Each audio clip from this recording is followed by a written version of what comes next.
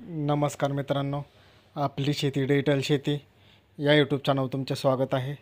आज गुरुवार 2 जानेवारी 2025। आज आपण राज्यातील हवामानाचा अंदाज घेणार आहोत। त्यापूर्वी तुम्ही जर का चॅनलला नवीन असाल तर आत्ताच सबस्क्राईब करून घ्या। आपण या चॅनलवरती अशा रोजचे हवामानाचे अंदाज देत असतो। चला तर मग आजच्या या व्हिडिओला सुरुवात करूया। मित्रांनो, आज राज्यात काही भागामध्ये अंशतः ढगाळ वातावरण आपल्याला पाहायला भेटणार आहे। त्यामध्ये पश्चिम महाराष्ट्रातील कोल्हापूर जिल्ह्याचा समावेश आहे। कोल्हापूर जिल्ह्यामध्ये आज काही प्रमाणामध्ये आपल्याला ढगाळ वातावरण हे पाहायला भेटणार आहे।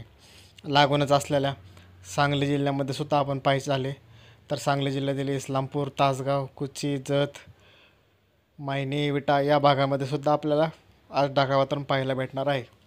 सोलापूर जिल्ह्यातील अकलूज, माळशिरस, पंढरपूर, सांगोले, मोहोळ या भागांमध्ये आज आपल्याला विखुरलेल्या स्वरूपाचे असे ढगाळ वातावरण हे पाहायला भेटू शकते। त्यासोबतच धाराशिव जिल्ह्यामध्ये सुद्धा आणि लागून असलेल्या लातूर जिल्ह्यामधील सुद्धा पाहायचे झाले तर औसा, उदगीर, निलंगा या भागामध्ये सुद्धा आपल्याला ढगाळ वातावरण हे पाहायला आज भेटणार आहे।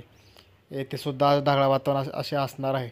विखुरलेल्या स्वरूपाचे असे ढगाळ वातावरण या भागात सुद्धा आपल्याला पाहायला भेटेल। धाराशिव जिल्ह्यामध्ये सुद्धा काही प्रमाणामध्ये आज आपल्याला ढगाळ वातावरण हे पाहायला भेटणार आहे।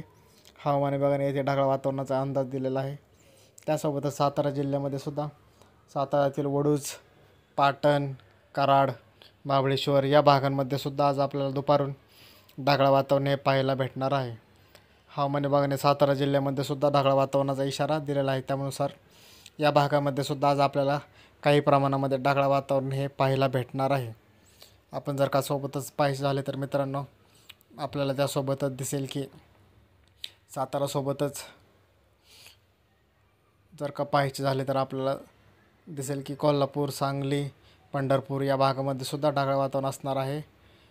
त्याबरोबरच छत्रपती संभाजीनगर आणि जालना जिल्ह्यातील काही भागांमध्ये सुद्धा आपल्याला आज विखुरलेल्या स्वरूपाचे असे ढगाळ वातावरण पाहायला भेटू शकते।